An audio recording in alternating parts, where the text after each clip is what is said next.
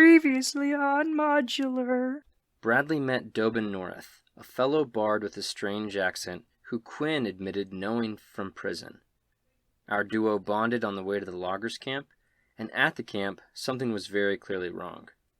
Our heroes' fears were confirmed when they had to fight off 3 giant ankegs.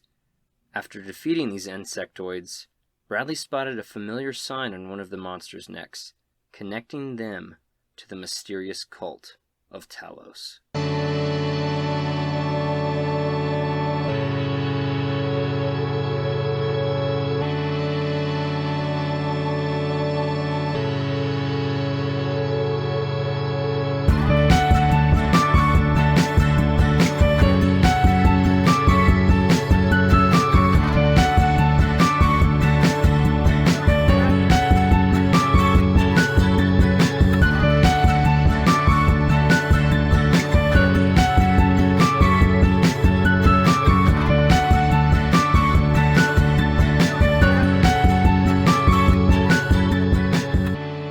Hello. And welcome.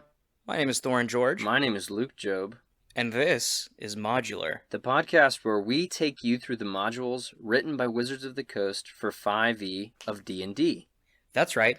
These are the pre-written stories made up by the folks who made up Dungeons & Dragons. We didn't write them. We're here to run them for you. And Thorin, why on earth would we do that? Well, Luke, maybe you're a DM who's thinking about running a particular campaign and you want to get a feel for how it plays out. Maybe you're a player who's already been in this particular campaign and you want to reminisce on the good old days. Maybe you're recording a podcast and you're secretly in your roommate's room because it has the best acoustics in the apartment and he's not going to know until he actually hears this recording. And, you just need some ideas of what you want to record. But you should be warned. Each of our episodes will take on a part of these pre-written adventures. That means there are major spoilers for the key plot points of each story we're running. And today we're running Dragon of Icespire Peak, so if you don't want that spoiled, don't listen to us anymore. Oh, Luke, there's another warning we should offer them. That's right, Thorin. Modular is not a podcast for children. It contains explicit language as well as adult themes like sex, alcohol, drug use, violence, and littering. So, Oh, fuck. yeah, keep your kids away. Littering? Yeah, there's littering in here. So without further ado, welcome to Modular. And our session 11 of Dragon of Icespire Peak.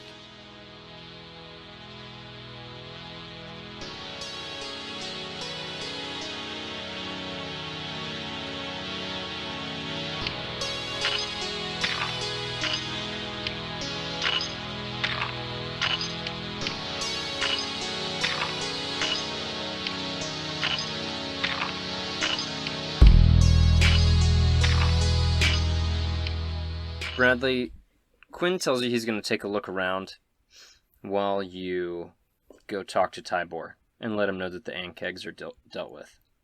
Hey, be careful.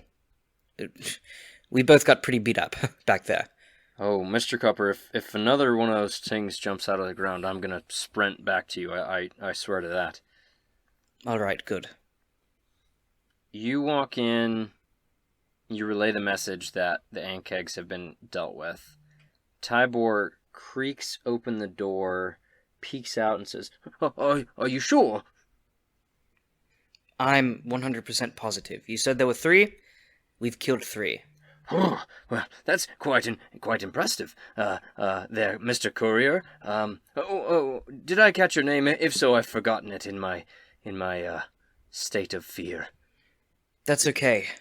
Bradley Copper, at your service. He holds out a hand to shake your hand. As you shake it, you feel he's trembling.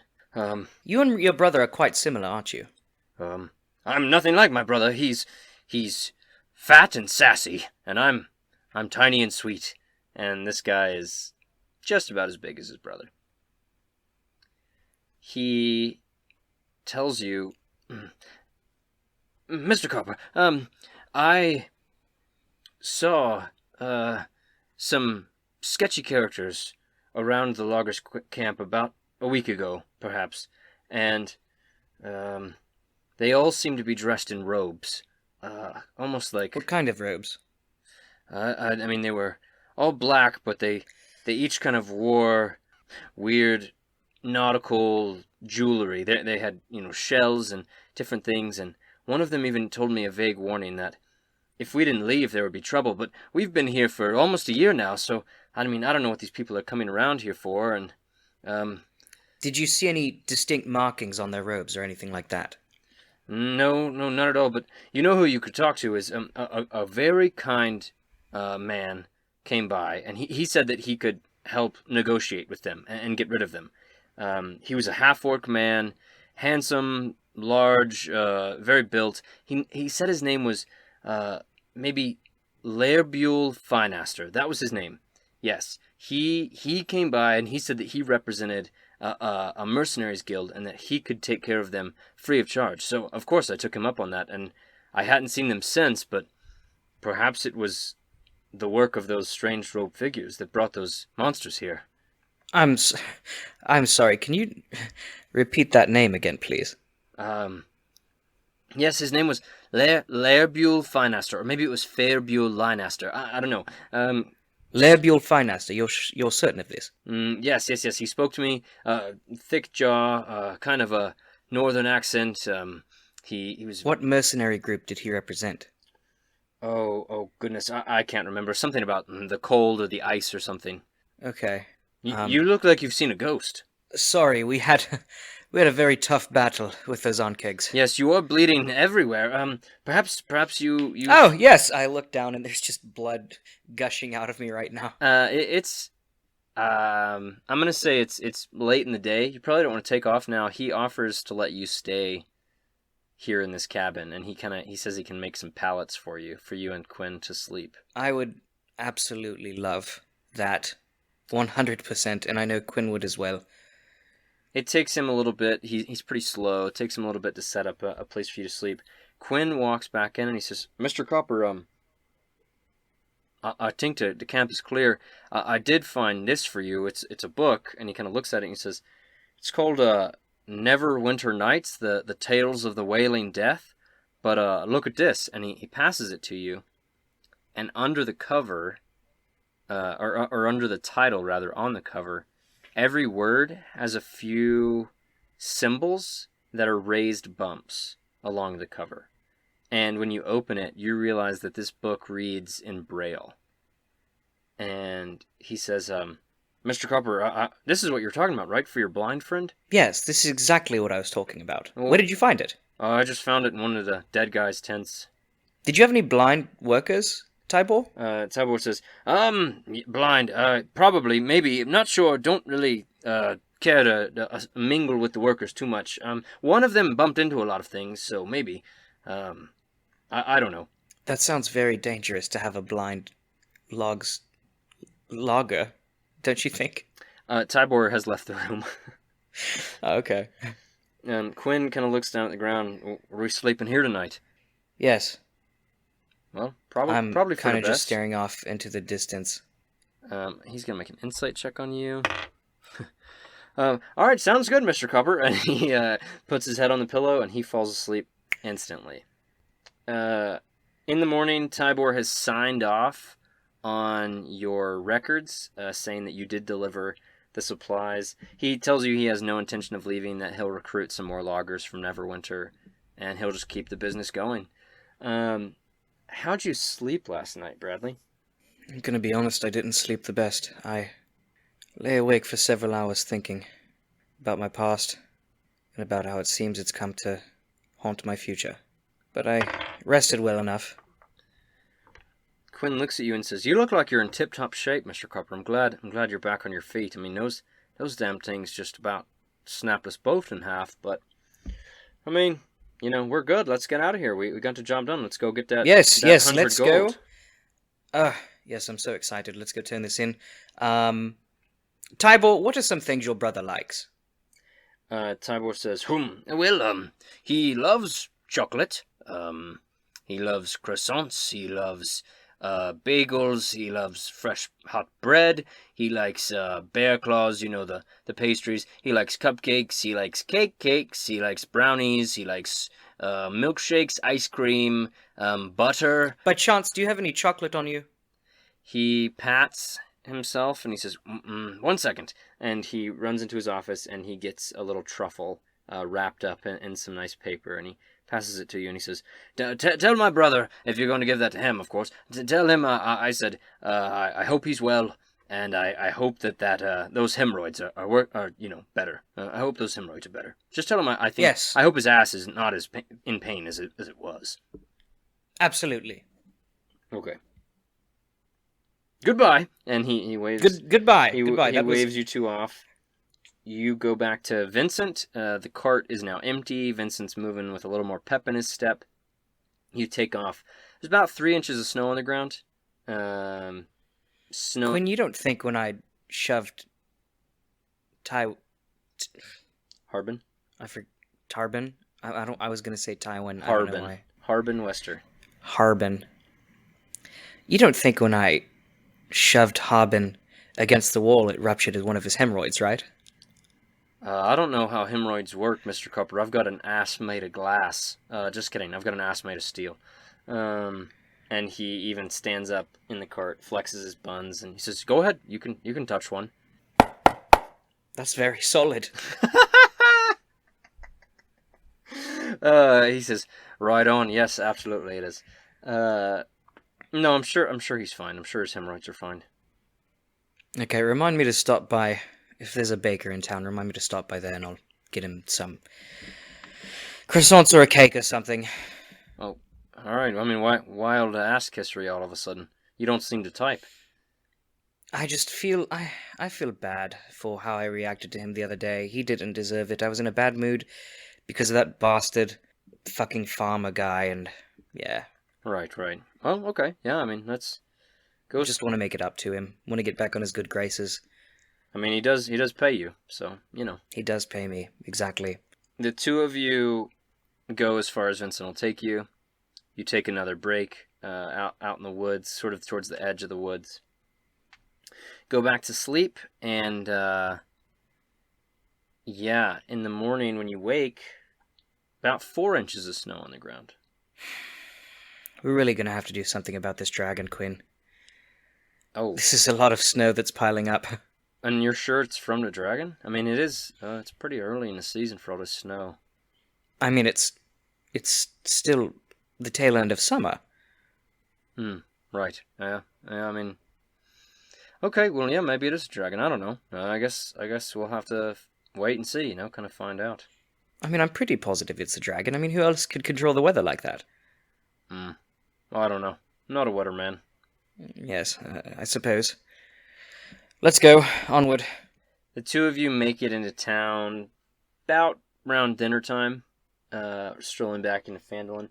Not only is it... I'm going to the pastry shop, or the closest equivalent. Okay. As you're riding into town, though, not only about 4 inches of snow on the ground here in Phandalin, there's a mist that has settled in the town. It is rather hard to see. A mist? A mist, like just a fog. A cold fog has settled. Quinn looks out and says, "This place looks awful spooky all of a sudden." Yeah, I'm not a fan whatsoever. Yeah, me neither. All right, well, why don't you go get some pastries, and I'll go return the cart and the ox. Absolutely. Quinn, I'd go to get some pastries, some pastries. you walk towards the only place that's going to maybe have pastries, which is back to the inn, because there is no bakery here. Yeah, that makes sense. So as you're walking towards the inn, you see Sister Gorele is moving towards you, and you've also noticed there's nobody out on the street. Sister Gorele moves towards you, and she says, "Bradley, quick word, please." Yes, absolutely. She How are you today? she says, not good. Why don't you follow me?" And she grabs your hand and is just kind of marching you very quickly. Make me a perception check. Perception. 12. That's good enough. As you were nearing the door to the inn, windows are open. Not the actual window, but the shutters are open so you can see inside. Mm-hmm. You see Elsa watch as Sister Grayley grabs your hand and walks off with you. Okay. The two of you walk back to a building you haven't been to before in town. It's quite near the shrine to Tymora. It's just a little building, and as Sister Grayley opens the door to it, you realize this is probably her home.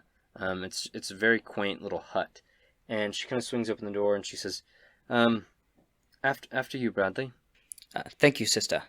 She looks at you and she says, "Bradley, I am not going to beat around the bush. I'm just going to tell you something terrible has happened. Umbridge Hill was attacked, and Adabra Gwyn was likely killed by the dragon." Oh my god. Yes. What? Yes, Adabra is dead. Oh my god, we told that crazy bitch to come back to town! That's so close! Sister... That is so close! A quaint 15 miles from here. Yes. And it seems to have knocked down her stone tower, her windmill.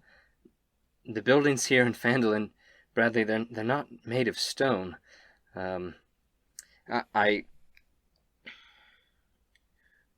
We need a contingency plan. I mean, if worse comes to worse, we have to get people to Neverwinter.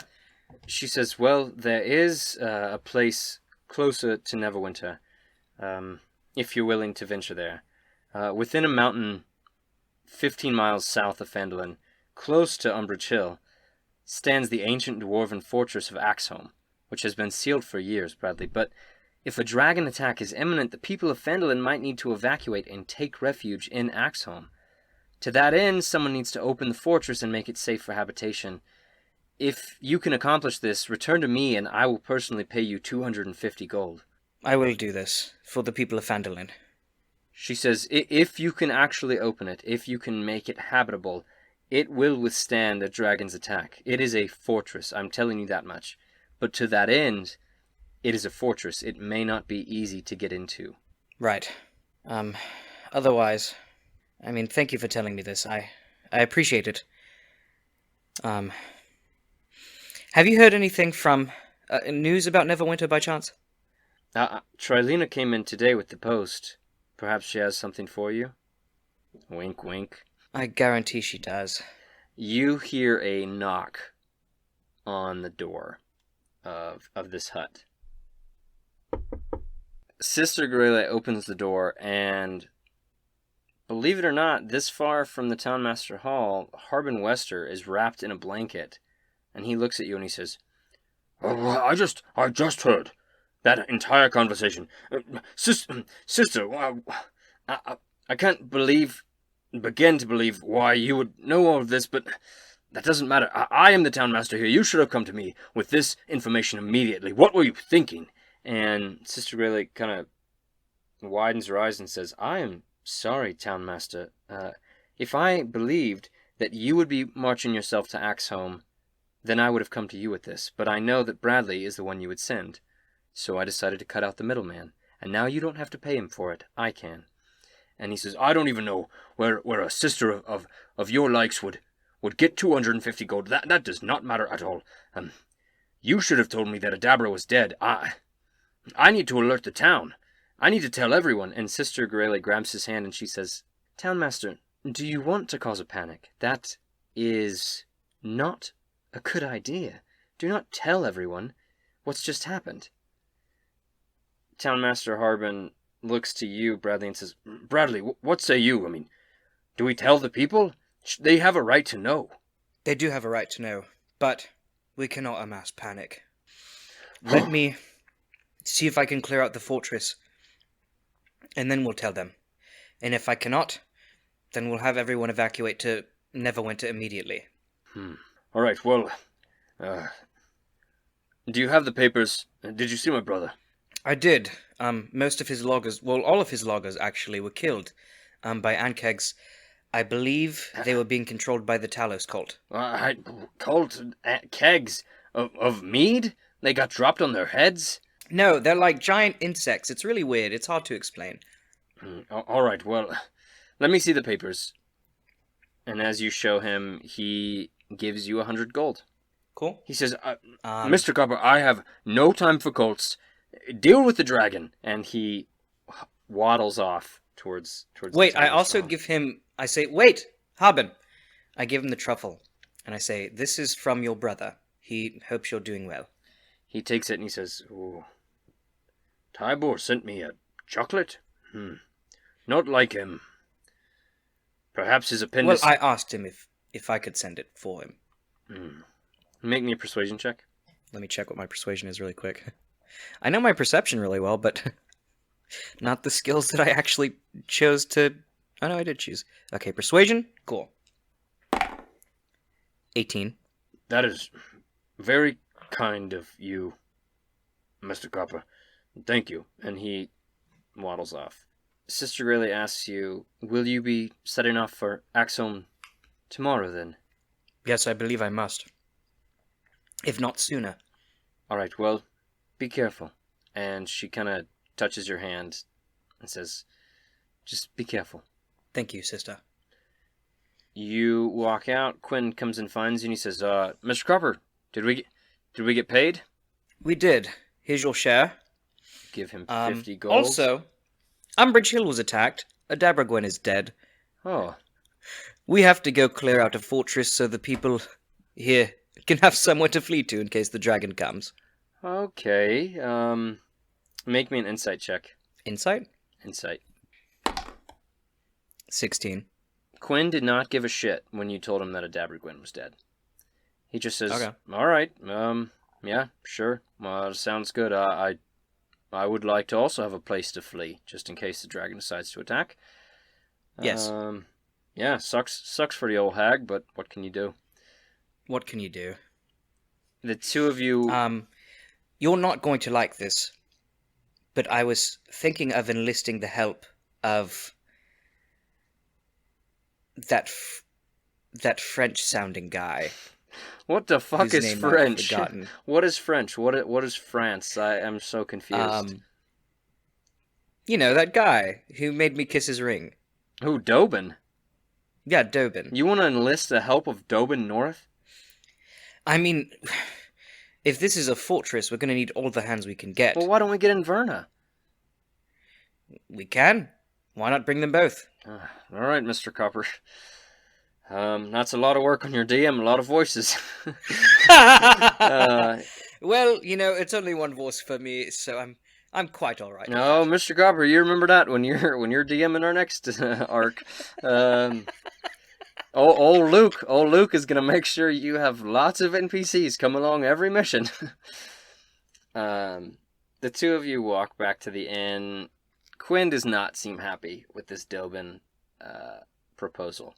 You walk into the inn and Elsa kind of looks at you and says, "Oh, Mr. Copper, I thought maybe you wouldn't be returning for the night." And why would I not?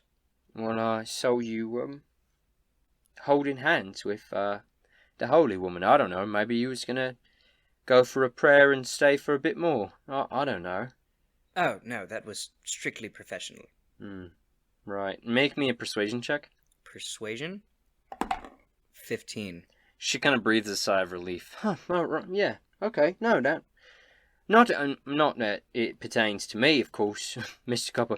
Alright, you want dinner?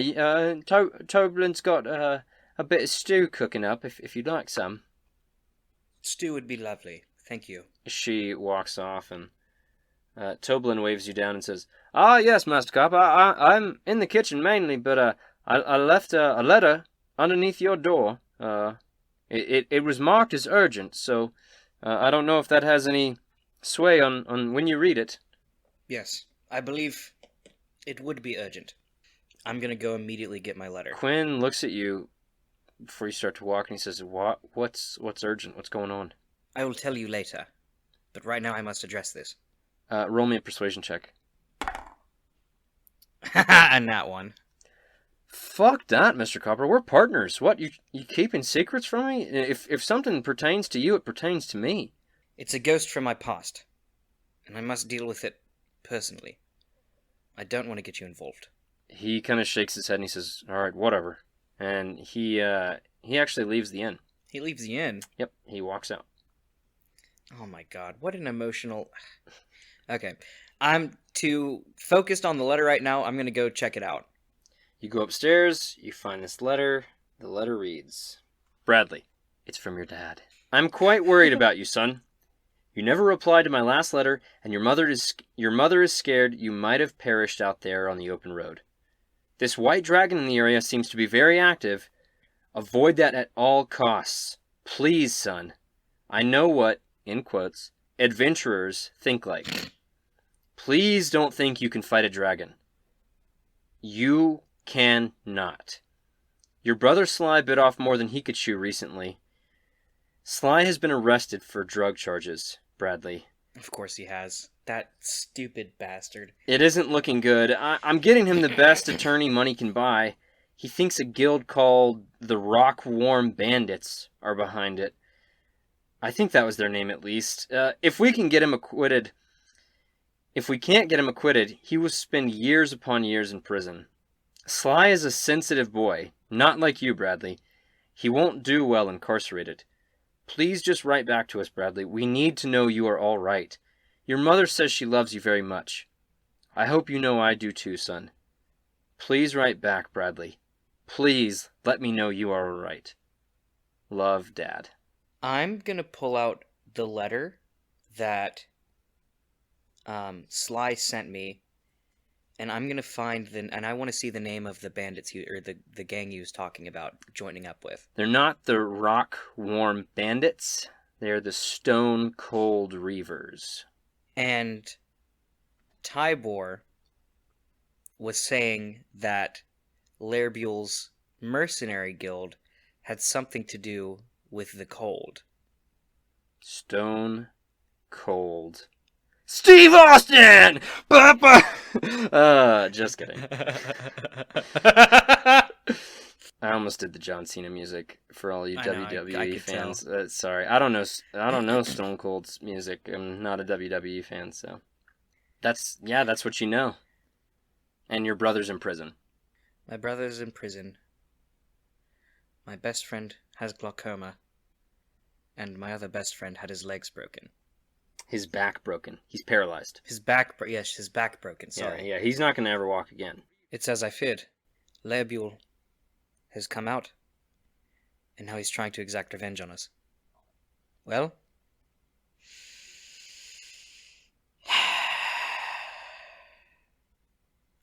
don't know what the fuck I'm gonna do about that. What do you feel in this moment?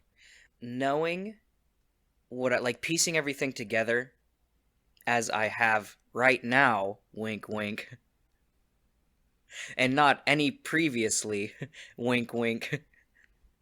I am filled with anger, but grief? Sorrow, maybe? I feel guilty and responsible, and I don't know what to do. I'm really stressed right now.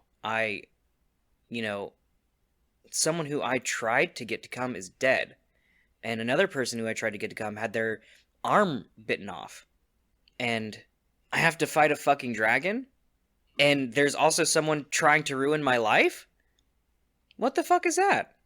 As you're feeling your feelings, you hear a little rap on the door, You turn, and Elsa has brought you your dinner, and as you turn, she kind of looks shocked, and she says, Oh, Mr. Copper, you're crying. Yes, sorry, I got allergies, She sets down your food, and she walks towards you and says, You can talk to me, Mr. Copper, if you want. I know it ain't allergies. Look outside, there's not a bit of pollen. It's all snow. Yes, I'm just under a lot of pressure at the moment, and I'm not quite certain what to do. Truth be told to you. She just instinctively wraps her arms around you, pulls you in for a hug. She says, Sometimes a group of college kids will come into the inn. It'll be like a 12-top. And they'll order so much food. And all my other patrons will be so annoyed that I keep having to go back to this 12 top who's hollering at me and getting drunker and drunker. And then they tip like fucking arseholes. And I get it. Pressure can really suck. And you look and she's crying too. I kind of brush a tear off of her face. And I say, Elsa, you get me. And I lean in and I kiss her. Oh shit. She pulls away. Her eyes kind of go wide. She's a little red in the face. She walks to the door. She closes it. Turns back towards you and says, Mr. Copper, you mind if I stay in here a little while? I was going to ask you the same thing. And Bradley gets a little dessert before dinner. That night, Bradley, you experienced something for the first time. And maybe the second and third time. Okay. When you wake What a great way to relieve some steam. When you wake up, Elsa is gone. She stayed the night with you, but she woke up earlier than you did. You walk downstairs for breakfast. She's cleaning some tables. As you walk down, she looks at you and she's just grinning from ear to ear. Good morning, Elsa. You look lovely. oh, Mr. Cup, thanks. And she kind of wipes some like egg juice off of her face from clean. You missed a little bit. You sit down for breakfast. Quinn comes and joins you, and he says, how's it going, Mr. Cropper?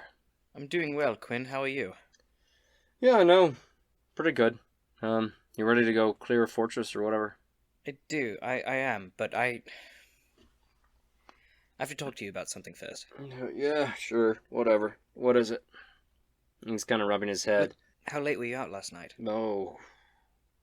How late was it? Well, what's it, about 8 a.m.? Yes. Yeah, I walked in about 15 minutes ago. Did you not sleep at all? No, not a bit.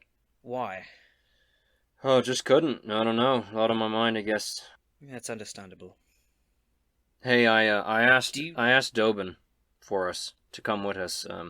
He said he had to go scout out the dragon's movements, and he was going to report back to Harbin, so he can't come with us. But Inverna's saddling up her horse, I think. Okay. Well, if you're ready, perhaps our talk can wait. Let's go. He nods at that. He's very clearly suspicious of you. The two of you climb off your bar stools, and you each have individual little bars you like to sit at, and you sit on them. You climb off the bar stools, walk towards the door. Elsa walks up to you, and she gives you a kiss right on the cheek, and she says, bye, Mr. Copper. You can call me Bradley, Elsa. She kind of shakes for a second, kind of shakes that off and says, Bradley, what a lovely name for such a lovely man. And you walk out of the bar with Quinn. Quinn looks up at you and he says, Mr. Copper, got something to tell me?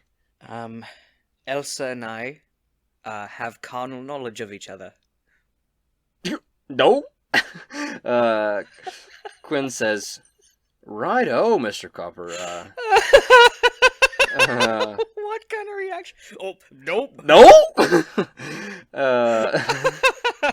He looks at you and he says, "Yeah, Mr. Copper. I mean, I knew what they said about bards was true." And he says, "Yo, Sly dog." The two. Sly is my brother. Your brother's name is Sly. Slyander. Sly Copper is your brother's name? Yes, Sly Copper. Huh, I think I'm a big fan of his. The two of you walk over to the stables. Inverna has prepared Roach for the trip ahead. Did you want to write back to your dad? Yeah, I definitely, fuck. I guess I couldn't have done that before the Elsa thing. I want to have written back to my dad just saying, hey, don't worry about me, worry about Sly right now. He's definitely in more trouble than I am. and then I also want to mail my book to Artribius. Okay, perfect. You send those two things out before you head out of town. As you approach Inverna, she says, "Good to see you again, boys. How the two of you doing?" Quinn says, "Oh, you know, Sheriff, we're doing just dandy with a dragon on the loose." And Inverna walks up to you and says, "Bradley, were you not planning on telling me about Adabra Gwyn?" It completely slipped my mind. I figured Harbin would. He did. I don't know why I thought I would have heard it from you first. That doesn't matter. Listen, we need to go clear this place. Axholm, Oh, absolutely. I've heard of it. Dwarven Fortress, said to be haunted, but I ain't the suspicious type, and those stone walls, a lot better than the wooden walls we got here, so... Oh, absolutely. You know, if it makes you feel any better, you were the first person to come to mind for me when I thought, I should get people to help me clear out this fortress. She kind of smirks and says, "Bradley, I don't know if that's a compliment to my ferocity or your intelligence." And she hops on her horse and says, "Let's get on out, boys." And the two horses.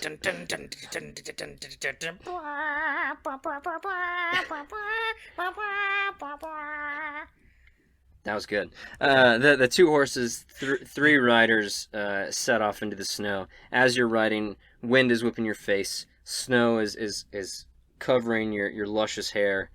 But you ride on through the cold towards Axholm. This is similar to how you get to Adabra Gwyn and Umbrage Hill. You actually are passing the windmill. It's knocked over. It's pretty much knocked over. Inverna calls out at you and says, "Bradley, we can pay our respects on the way back, but the sooner we get this done, the better." And she just keeps on riding. Quinn kind of whispers to you and he says, "Does she give you orders, Mr. Copper?" I don't think so. I think we're just working with the law on this. Yeah, absolutely. If that makes sense. He says, "Not used to working with the law, but Inverna can hold her own in a fight, so I'm glad." I mean, me either, ACAB, but... He says, "I don't speak Dwarvish, so sorry." Thrust out from the base of a dark gray mountain that you've been riding towards is the entrance to the Dwarven Fortress Axholm. A dark 15-foot wide passageway flanked by 40-foot high bulwarks of smooth, seamless stone. An iron portcullis covered with rust blocks the entrance. On either side of you, the mountain kind of rises. It's almost as if you're in this hallway of mountain. But you can't get past this portcullis from what you see. Arrow slits carved into the bulwarks are dark, revealing no hint of occupation inside the mountain. It's about 11 a.m. I'm just gonna... Is the door up ahead? The door is past this iron gate, but the gate is coming out of the roof. Okay. Slammed down shut. Quinn walks over to it and says, just stand back, everybody. I've got this. And he puts... While he's doing that, can I do perception or investigation to see if there's any other way through this gate? Make me investigation. Investigation? Yep. Cool. That's going to be a dirty 20. Quinn lifts with all his might. Oh, shite, I'm not going to be able to open this. Sorry, guys. Oh, well, we tried. And he starts walking back towards the horse. 20 investigation. You, looking at these arrow slits in the side, if you were to stand on Inverna's shoulders and Quinn was to stand on yours, he could probably wiggle his little ass through there. Inverna. Quinn. Quinn, I think you should get into that arrow slit right there. He looks up. Oh, mighty high. Gonna be tough. Somebody's gonna have to throw me, I guess. Inverna... Well, here's an idea. What if Inverna and I, or Inverna or I, stand on the other shoulders, and then you climb on top of us? Inverna looks at her own arms and shoulders and back at yours, and she says, "Bradley, I'd likely need to hold you up. Think I could maybe bench press you." And I mean, she's pretty built. I'm very comfortable with my masculinity. I don't take offense to that. I'm not trying to offend you. I'm just letting you know. No. I understand. I'm just saying there are a lot of men who would be like, no, I need to do this. I need to be the bottom. I don't mind. Quinn says, "That's the first time I've heard of hypermasculine men wanting to be the bottom." Inverna saddles up over to the wall. She gives you a boost. Go ahead and make me an acrobatics check. An acrobatics. An acrobatics in what? An acrobatics check, yeah. Okay. 10.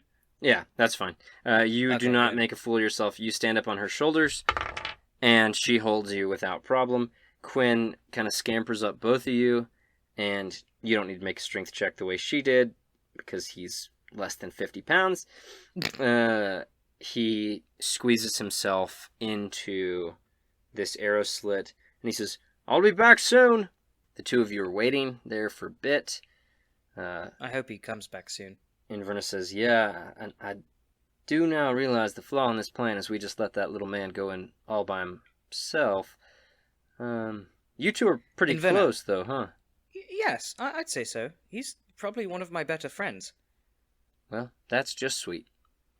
You got a question for me, Bradley? Not so much a question, more of a statement. I believe the cult of Talos attacked the loggers' camp. Her brow kind of furrows, and she says,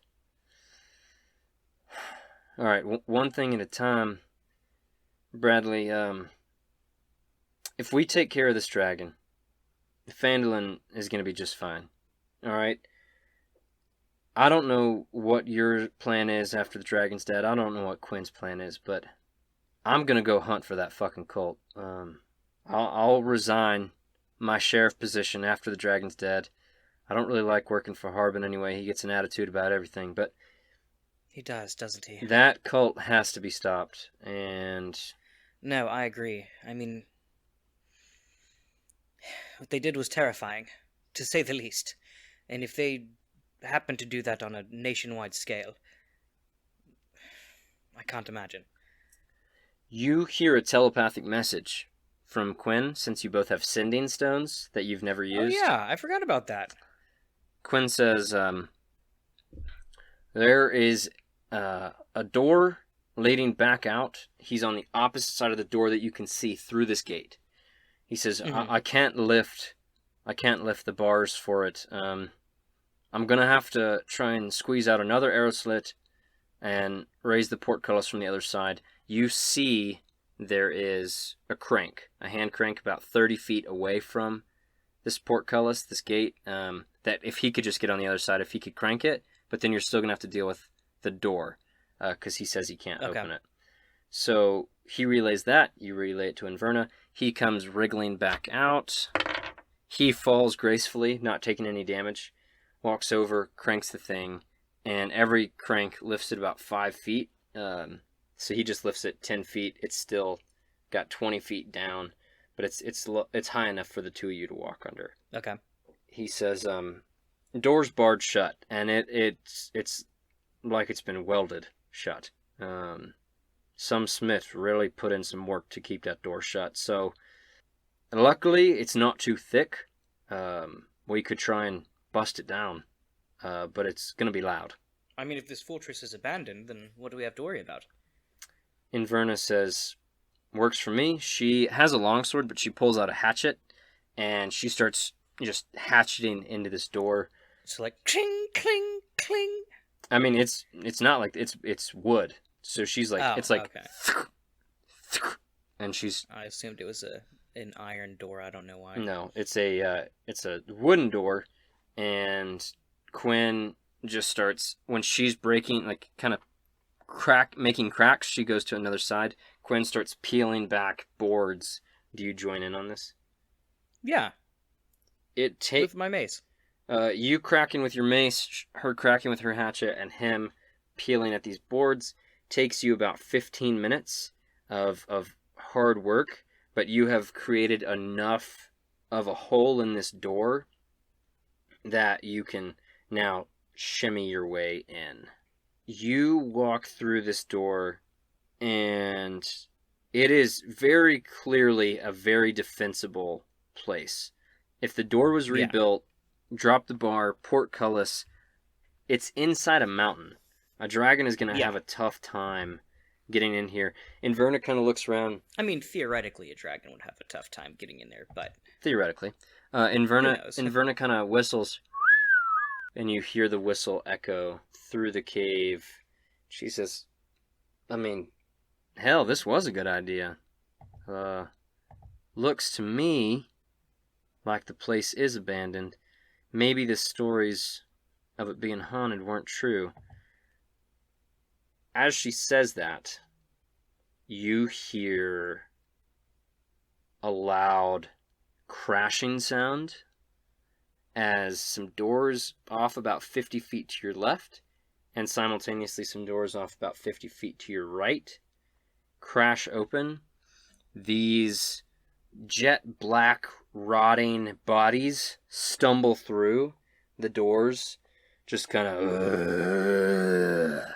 and on either side of you, 3 ghouls for a total of 6 are moving into this room.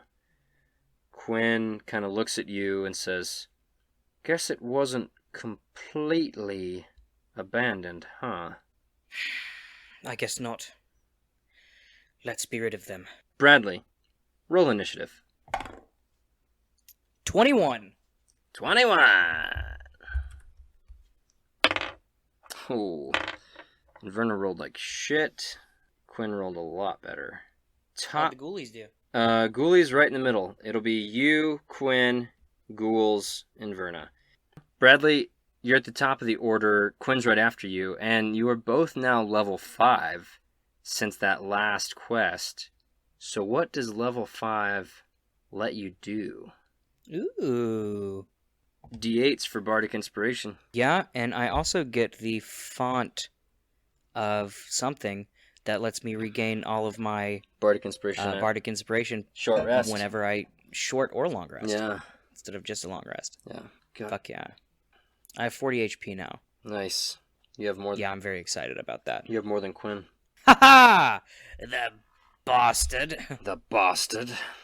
Bradley, you're at the top of the order. 3 ghouls 50 feet off to your left, 3 ghouls 50 feet off to your right. They are all moving towards you.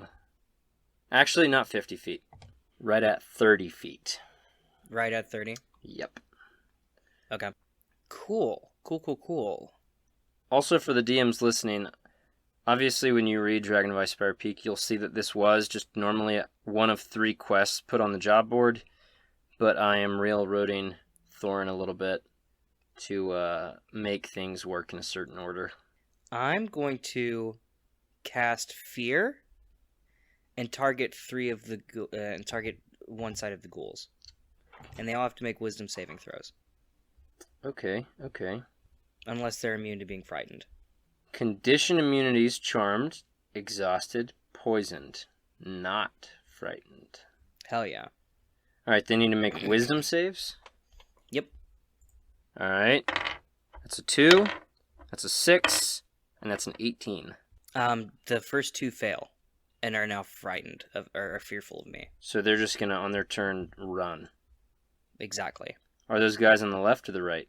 I'm gonna say the right. Okay, I'm gonna say Quinn's on your right and Verna's on your left. Okay, then they're the guys on the right. Alright. That's your action. You got any bonus actions? Bonus actions?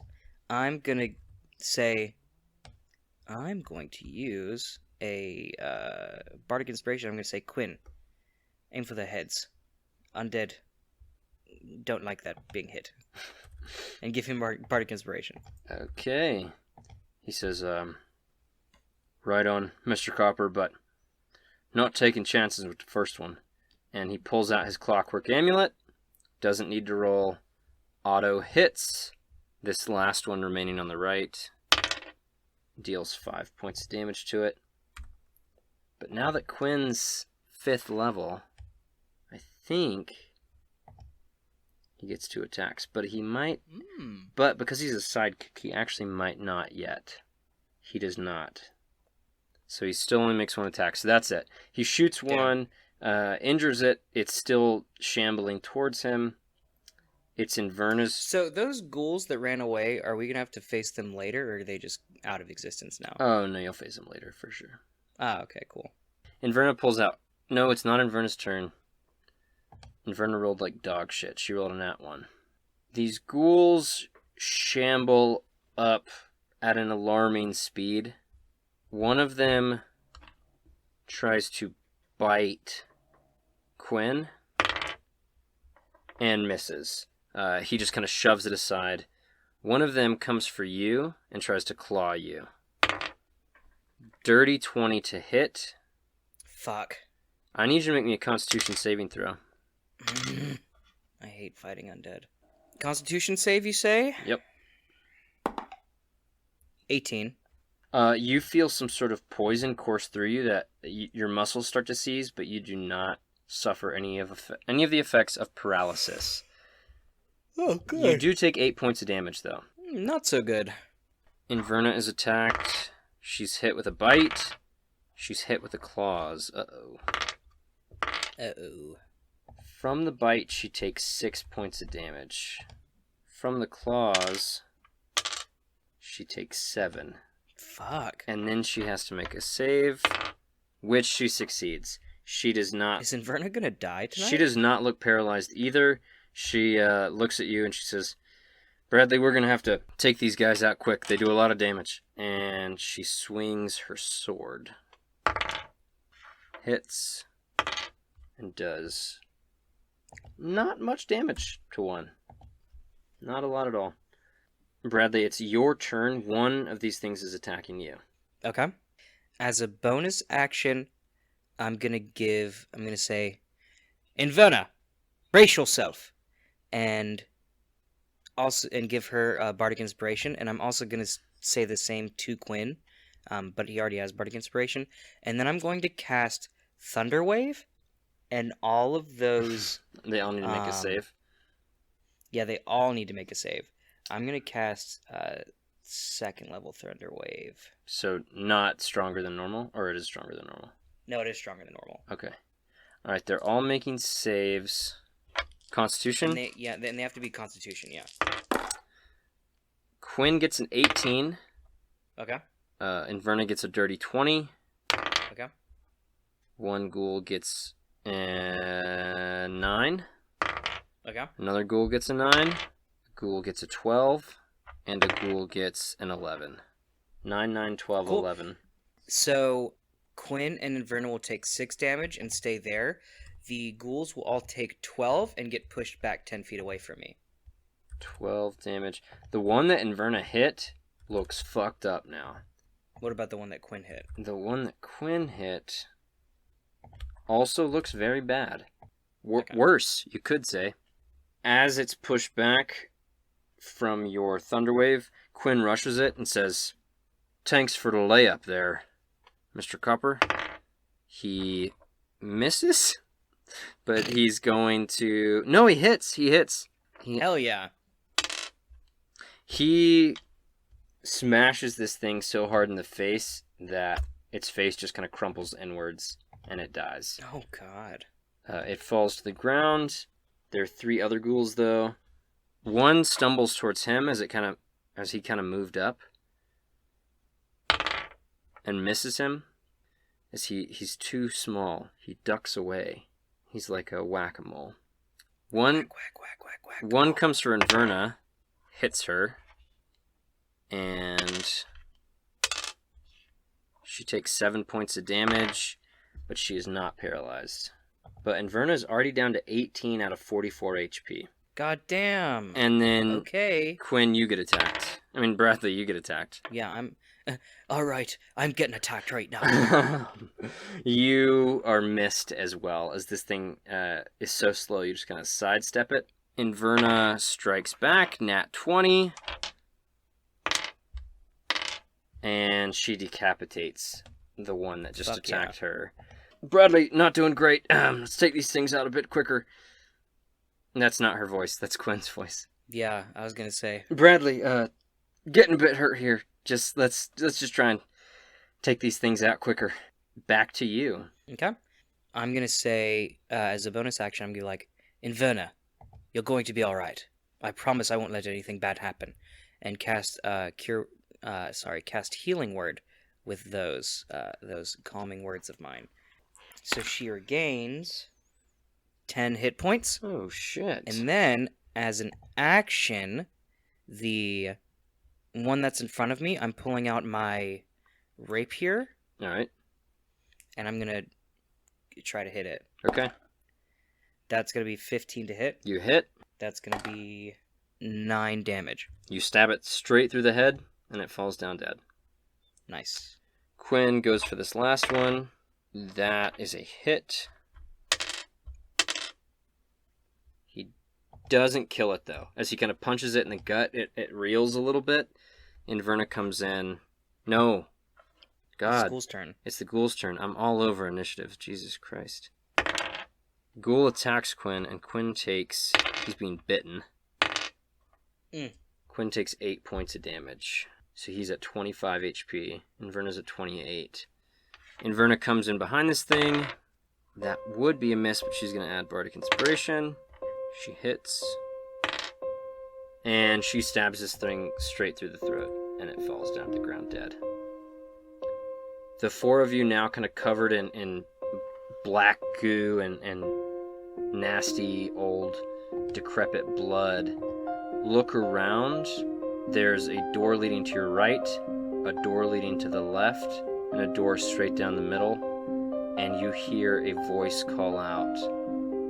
And it says, "Who defiles my resting place?"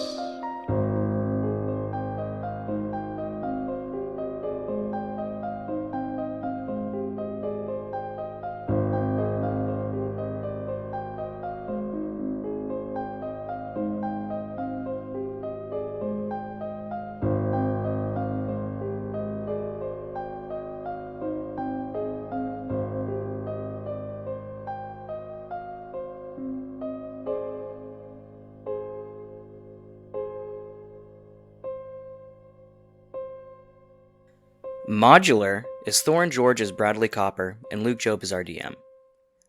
The story you heard today, as well as 99% of the characters, were created by Wizards of the Coast and can be found in the module Dragon of Icespire Peak. Our music today was written and performed by Max Hedman. You can find Max's music anywhere you listen to music, and you can find his website link in the description of this episode. You can follow us on Twitter at ModThePod, join our private Facebook group at the Modular Podcast Fan Club, follow us on Instagram at The Modular Podcast, follow us on TikTok at The Modular Podcast, and subscribe to us on YouTube at The Modular Podcast. We should have some really good content soon. Here's a quick shout out to Cyber Optics Nicology, and Chelsea Pelsman, who follow us on TikTok. And if you want a shout out, maybe you should follow us on TikTok too. Anyway, we really appreciate you for listening. Please give us feedback. Talk to us about the show. We would love to hear from you. New episodes come out every Tuesday, and until then, thank you for listening to Modular.